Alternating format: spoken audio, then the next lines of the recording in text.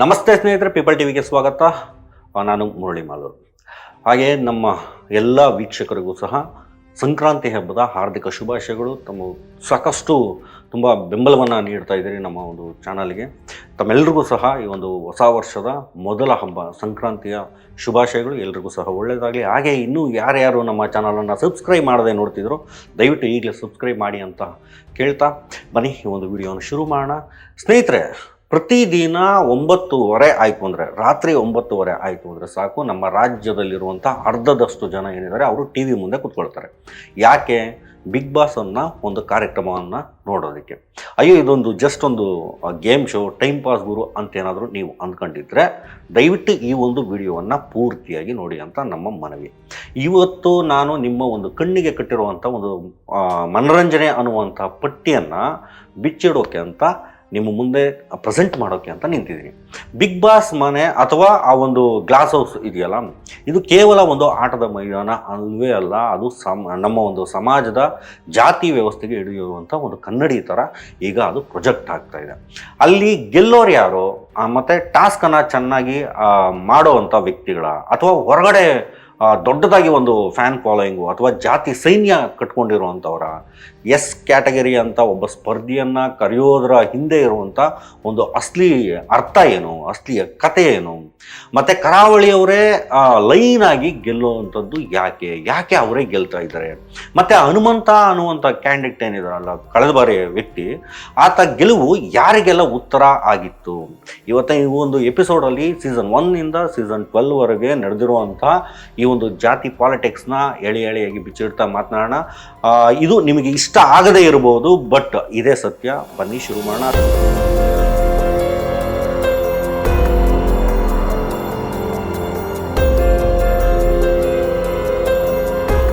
ಸ್ನೇಹಿತರೆ, ಮೊದಲು ಸೀಸನ್ 12ರ ಒಂದು ಕರಾಳ ಘಟನೆ ಏನು ನಡೀತಾ ಇದೆ ಅದರಿಂದ ಶುರು ಮಾಡೋಣ. ಈಗ ಈ ಒಂದು ಪ್ರೋಗ್ರಾಮ್ ನಡೀತಾ ಇರೋದ್ರಿಂದ, ಈ ಒಂದು ಅದು 12ನೇ ಸೀಸನ್ನೇ ನಡೀತಾ ಇರೋದ್ರಿಂದ ನಿಮ್ಗೆಲ್ರಿಗೂ ಸಹ ಕನೆಕ್ಟ್ ಆಗುತ್ತೆ ಅಂತ ನಾನು ಭಾವಿಸ್ತೀನಿ. ಸ್ಪರ್ಧಿ ಅಶ್ವಿನಿ ಗೌಡ ಏನಿದ್ದಾರೆ, ಮತ್ತು ಈ ರಕ್ಷಿತಾ ಶೆಟ್ಟಿ ಬಗ್ಗೆ ಮಾತನಾಡ್ತಾ ಈ ಒಂದು ಅಶ್ವಿನಿ ಗೌಡ ಅನ್ನೋರು ಎಸ್ ಕ್ಯಾಟಗರಿ ಅನ್ನೋ ಒಂದು ಪದವನ್ನು ಬಳಸ್ತಾರೆ. ಮೇಲ್ನೋಟಕ್ಕೆ ಇದು ಇಂಗ್ಲೀಷ್ ಪದದ ಥರ ಕೇಳುತ್ತೆ, ಆದರೆ ಇದರ ಹಿಂದೆ ಇರ್ತಕ್ಕಂಥದ್ದು, ಇದ್ರ ಒಳಗಡೆ ಇರ್ತಕ್ಕಂಥ ಕ್ರೌರ್ಯ ಏನು ಗೊತ್ತಾ? ನಮ್ಮ ಸಮಾಜದಲ್ಲಿ ದಲಿತರನ್ನು, ಕೆಳವರ್ಗದವರನ್ನು ನೇರವಾಗಿ ಜಾತಿ ಹೆಸರು ಹಿಡಿದು ಏನಾದರೂ ಬೈದರೆ ಕೇಸ್ ಆಗುತ್ತೆ ಅಂತ ಗೊತ್ತಿದೆ. ಎಲ್ರಿಗೂ ಸಹ ಈ ಒಂದು ಸತ್ಯ ಗೊತ್ತಿದೆ.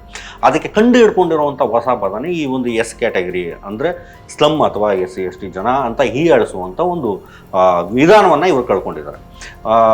ಈ ನಿನ್ನ ಯೋಗ್ಯತೆ ಏನು ಅಂತ ನನಗೆ ಗೊತ್ತು, ನೀನು ಎಲ್ಲಿಂದ ಬಂದಿದೆಯಾ ಅಂತ ನನಗೆ ಗೊತ್ತು ಅನ್ನೋ ಒಂದು ಮಾತುಗಳಿದಾವಲ್ಲ, ಮತ್ತು ಕೇವಲ ಒಬ್ಬ ವ್ಯಕ್ತಿಗೆ ಹೇಳಿದಂಥ ಇವು ಎಲ್ಲ ಮಾತುಗಳು ಒಬ್ಬ ವ್ಯಕ್ತಿಗೆ ಹೇಳಿದಂಥ ಮಾತುಗಳಲ್ಲ, ಅದು ಒಂದು ಇಡೀ ಸಮುದಾಯದ ಮೇಲೆ ನಡೆಸಿದಂಥ ಒಂದು ರೀತಿಯ ಮಾನಸಿಕ ದೌರ್ಜನ್ಯ.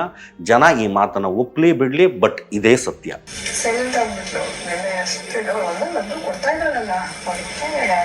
ಜನ ನನಗೆ ಉಳಿಸ್ತಾರೆ, ಎಸ್ ಐ ಟೋಲ್ಡ್ ಯು. ನನಗೆ ಉಳಿಸ್ತಾರೆ, ಎಸ್ ಐ ಟೋಲ್ಡ್ ಯು. ಆ ಕ್ಯಾಟಗರಿ ನಾನು ಆಗಲ್ಲ ಅನ್ನೋ ತುಂಬ ಕಷ್ಟ. ಮತ್ತು ಒಬ್ಬ ವಕೀಲರು ಪೊಲೀಸ್ ಸ್ಟೇಷನ್ಗೆ ಹೋಗಿ ದೂರನ್ನು ಕೊಡ್ತಾರೆ. ದಲಿತ ಸಂಘಟನೆಗಳು ರೊಚ್ಚಿಗೆಳ್ತವೆ. ಯಾಕೆ ಅಂತಂದರೆ ನ್ಯಾಷನಲ್ ಚಾನಲಲ್ಲಿ ಕೋಟ್ಯಾಂತರ ಜನ ನೋಡ್ತಿರುವಾಗ ಇಂಥ ಮಾತುಗಳನ್ನು ಆಡುವಂಥದ್ದು ಸಂವಿಧಾನಕ್ಕೆ ಮಾಡಿದಂಥ ಒಂದು ರೀತಿ ಅಪಮಾನ. ಆದರೆ ವಿಪರ್ಯಾಸ ನೋಡಿ, ಕೆಲವರು ಈ ಒಂದು ಸ್ಪರ್ಧೆಯನ್ನು ದಿಟ್ಟ ಹೆಣ್ಣುಮಗಳು ಅಂತ ಸಪೋರ್ಟ್ ಮಾಡ್ತಾ ಇದ್ದಾರೆ. ಯಾಕೆ ಅಂತಂದರೆ ಇಲ್ಲೂ ಸಹ ಆಕೆ ಏನಿದ್ದಾರೆ ಅವರ ಒಂದು ಜಾತಿಯವಳು ಅನ್ನೋ ಒಂದು ಕಾರಣಕ್ಕೆ, ಒಂದೇ ಒಂದು ಕಾರಣಕ್ಕೆ ಬರೀ ಅವರ ಜಾತಿಯವರೇ ಸಪೋರ್ಟ್ ಮಾಡ್ತಿದ್ದಾರೆ ಅಂತಂದರೆ ಖಂಡಿತ ಇಲ್ಲೂ ಸಹ ಇಲ್ಲ ಅಂತಲೇ ಹೇಳ್ಬೋದು. ಈ ಸೂಕ್ಷ್ಮತೆಯನ್ನು ಮರೆತಂತಹ ಜನ ಏನಿದ್ದಾರೆ ಅವರು ಸಹ ಆಕೆಯನ್ನು ಸಪೋರ್ಟ್ ಮಾಡ್ತಾ ಇದ್ದಾರೆ. ಇಲ್ಲೊಂದು ವಿಷಯ ಗಮನಿಸಬೇಕು, ಯಾರು ಏನೇ ಹೇಳಿದ್ರು ಸಪೋರ್ಟ್ ಮಾಡಿದರೂ ಕೂಡ ತಪ್ಪೇ ಅಲ್ವಾ? ಅಲ್ಲಿಗೆ ಒಂದು ಜಾತಿ ಅನ್ನುವಂಥದ್ದು ಬಂದರೆ ನ್ಯಾಯ ಅನ್ನುವಂಥದ್ದು ಸಾಯತ್ತೆ ಅನ್ನೋದು ಪ್ರೂವ್ ಆಗುತ್ತಲ್ವ. ದೊಡ್ಡ ಜಾತಿಯವರಿಗೆ ಫೇಮ್ ಅನ್ನೋಂಥದ್ದೇನಾದರೂ ಇದ್ದುಬಿಟ್ರೆ, ಅದರ ಜೊತೆಗೆ ದೊಡ್ಡ ಜಾತಿ ಮತ್ತು ದೊಡ್ಡದಾಗಿ ಫೇಮ್ ಅಥವಾ ಫಾಲೋಯಿಂಗ್ಸ್ ಅನ್ನುವಂಥದ್ದು ಏನಾದರೂ ಇದ್ದರೆ ನ್ಯಾಯ ಸತ್ತು ಮಣ್ಣಾಗೋಯ್ತು ಅಂತಲೇ ಅರ್ಥ. ಇಲ್ಲಿ ನಡೀತಾ ಇರ್ತಕ್ಕಂಥದ್ದು ಕೂಡ ಅದೇನೆ.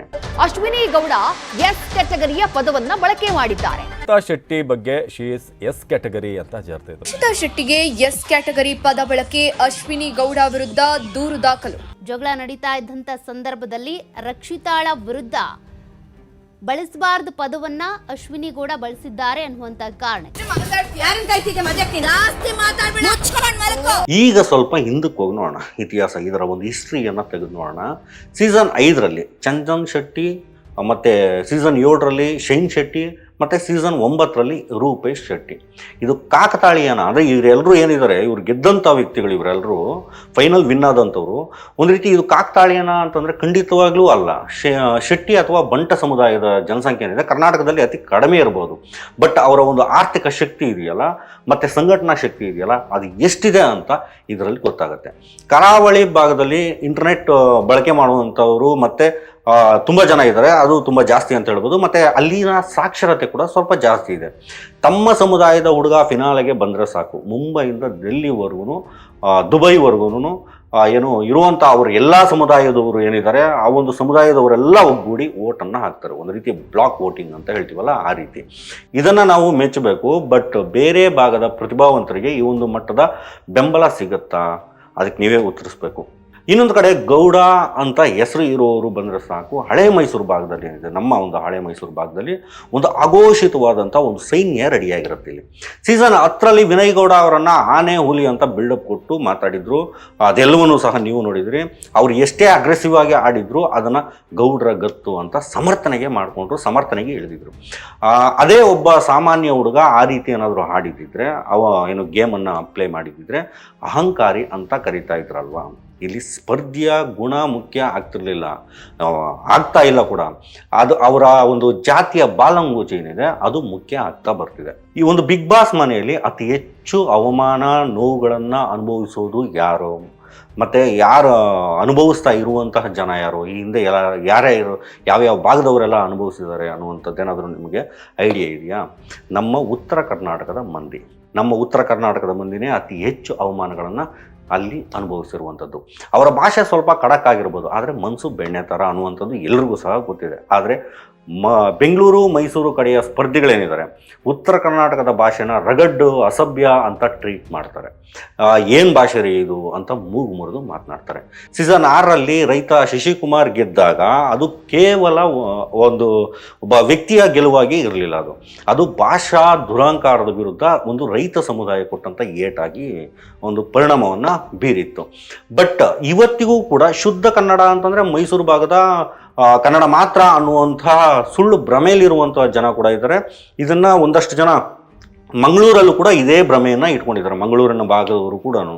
ಇದು ಕೇವಲ ಭಾಷಾ ದ್ವೇಷ ಅಲ್ಲ, ಇದೊಂದು ಪ್ರಾದೇಶಿಕ ತಾರತಮ್ಯ ಏನಿದೆಯಲ್ಲ ಆ ಒಂದು ತಾರತಮ್ಯ ಅಂತಲೇ ಹೇಳ್ಬೋದು. ಬಟ್ ಸ್ನೇಹಿತರೆ, ಇದೆಲ್ಲದಕ್ಕೂ ಉತ್ತರ ಅನ್ನುವಂತೆ ಸೀಸನ್ 11ರಲ್ಲಿ ಒಂದು ಪವಾಡ ಅನ್ನುವಂತೆ ಹನುಮಂತ್ ಲಮಾಣಿ ಅನ್ನುವಂಥ ಒಬ್ಬ ವ್ಯಕ್ತಿ ಗೆಲ್ತಾನೆ. ಯಾವುದೇ ಮಾಡರ್ನ್ ಡ್ರೆಸ್ಸನ್ನು ಹಾಕ್ಕೊಂಡಿರೋದಿಲ್ಲ, ಇಂಗ್ಲೀಷ್ ಬರಲ್ಲ, ಬಾಡಿ ಬಿಲ್ಡರ್ ಕೂಡ ಅಲ್ಲ, ಕುರಿ ಮೇಯಿಸುವಂಥ ಒಬ್ಬ ಸಾಮಾನ್ಯ ಹುಡುಗ 5 ಕೋಟಿಗೂ ಹೆಚ್ಚು ಓಟನ್ನು ತಗೊಂಡು ಗೆಲ್ತಾನೆ ಅಂತಂದರೆ ಏನರ್ಥ? ಇದು ಬರೀ ಸಿಂಪತಿ ಅಲ್ವೇ ಅಲ್ಲ, ಇದು ಕರ್ನಾಟಕದ ಅಹಿಂದ ಏನೋ ನಾವು ಅಲ್ಪಸಂಖ್ಯಾತರು, ಹಿಂದುಳಿದ ವರ್ಗದವರು ಮತ್ತು ದಲಿತ ವರ್ಗ ಏನಿದೆ, ಈ ಎಲ್ಲ ವರ್ಗದ ಒಂದು ರೀತಿಯ ಶಕ್ತಿ ಪ್ರದರ್ಶನ ಅಂತಲೇ ಹೇಳ್ಬೋದು. ಆ ಒಬ್ಬ ವ್ಯಕ್ತಿ ಏನಿದ್ದ ಆತ ಅಲ್ಲಿ ಗೆದ್ದ. ಸೀಸನ್ 12ರಲ್ಲಿ ಎಸ್ ಕ್ಯಾಟಗರಿ ಅಂತ ಅವಮಾನ ಮಾಡಿದ್ರಲ್ಲ, ಅದಕ್ಕೆ ಜನ ಕೊಟ್ಟಂತಹ ಉತ್ತರ ಏನಿತ್ತು ಅದು ಈಗಿಂದಲ್ಲ, ತುಂಬ ಹಿಂದಿನಿಂದಲೂ ಕೂಡ ಅದು ಕೊಟ್ಟಂಥ ಉತ್ತರ ಹನುಮಂತನ ಗೆಲುವಾಗಿತ್ತು. ನಮ್ಮೂರು ಅನ್ನೋ ಕಾರಣಕ್ಕೆ ದಲಿತರು, ಲಂಬಾಣಿಗಳು, ಲಂಬಾಣಿ ಸಮುದಾಯದವರು, ಹಳ್ಳಿ ಜನರೆಲ್ಲ ಒಟ್ಟಾಗಿ ಓಟನ್ನು ಮಾಡಿದರು. ಮೇಲ್ವರ್ಗದವರು ಆಡುವಂಥ ಆಟದಲ್ಲಿ ನಾವು ಸಹ ಗೆಲ್ಲಬಹುದು ಅಂತ ತೋರಿಸ್ಕೊಟ್ಟಂಥ ಒಂದು ಕ್ಷಣ ಅದು. ಇನ್ನೊಂದು ಕರಾಳವಾದಂಥ ಒಂದು ಸತ್ಯ ಹೇಳ್ತೀನಿ ಕೇಳಿ. ಬಿಗ್ ಬಾಸ್ ಅನ್ನುವಂಥದ್ದು ನಡೆಯುವಂಥದ್ದು ಒಳಗಡೆ ಅಂದರೆ ಇಂಡೋರ್, ಆದರೆ ರಿಸಲ್ಟ್ ಡಿಸೈಡ್ ಆಗುವಂಥದ್ದು ಹೊರಗಡೆಯಿಂದ, ಔಟ್ಡೋರಿಂದ. ಅಲ್ಲಿ ಹೊರಗಡೆ ಇರುವಂಥ ಫ್ಯಾನ್ಸ್ ಆರ್ಮಿಗಳಿಂದ ಈ ಒಂದು ರಿಸಲ್ಟ್ ಅನ್ನುವಂಥದ್ದು ಡಿಸೈಡ್ ಆಗುತ್ತೆ. ಉದಾಹರಣೆಗೆ ನೀವು ತಗೊಳ್ಳೋದಾದರೆ ಡಿ ಬಾಸ್ ಸೈನ್ಯ ಏನಿದೆ, ಒಬ್ಬ ವ್ಯಕ್ತಿ, ಒಬ್ಬ ಸ್ಪರ್ಧಿ ದರ್ಶನ್ ಬಗ್ಗೆ ಒಳ್ಳೆಯ ಮಾತೇನಾದರೂ ಆಡಿದ್ರೆ ಸಾಕು, ಆ ಎಂಟೈರ್ ಸೈನ್ಯ ಏನಿದೆ ಅವರು ಓಟ್ ಗುಡ್ಡೆ ಹಾಕಿ ಆತನ ಪರವಾಗಿ ಕೊಟ್ಬಿಡ್ತಾರೆ. ಯಾರಾದರೂ ವಿರೋಧಿಸಿದ್ರೆ ಸೋಷಿಯಲ್ ಮೀಡಿಯಾದಲ್ಲಿ ಅವರನ್ನು ಹರಿದು ಮುಕ್ಕಿ ಬಿಡ್ತಾರೆ. ಅಷ್ಟರ ಮಟ್ಟಿಗೆ ಅವರು ಅಗ್ರೆಸಿವ್ ಆಗ್ತಾರೆ.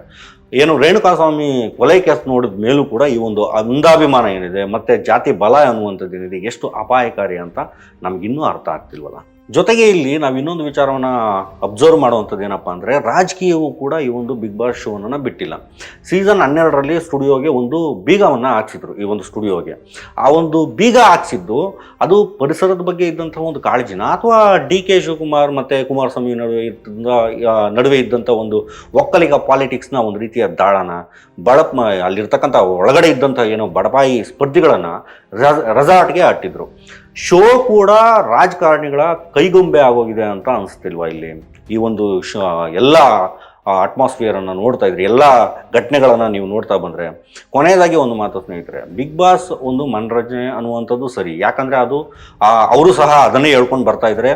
ಬಟ್ ಆದರೆ ಅಲ್ಲಿ ಇರುವಂಥ ಸ್ಪರ್ಧಿಗಳನ್ನು ನಾವು ಜಾತಿ ಬೂತ್ ಕನ್ನಡಿಯಿಂದ ನೋಡೋದನ್ನು ಯಾವಾಗ ನಿಲ್ಲಿಸ್ತೀವಿ ಅನ್ನುವಂಥ ಪ್ರಶ್ನೆಯನ್ನು ಈಗ ಬಿಗ್ ಬಾಸ್ ನೋಡ್ತಾ ಇರ್ತಕ್ಕಂಥ ಎಷ್ಟು ಜನ ಆಡಿಯನ್ಸ್ ಇದ್ದಾರೆ ಅವರೆಲ್ಲರೂ ಸಹ ತಮ್ಮಲ್ಲೇ ತಾವು ಈ ಒಂದು ಪ್ರಶ್ನೆಯನ್ನು ಕೇಳ್ಕೋಬೇಕಾಗುತ್ತೆ.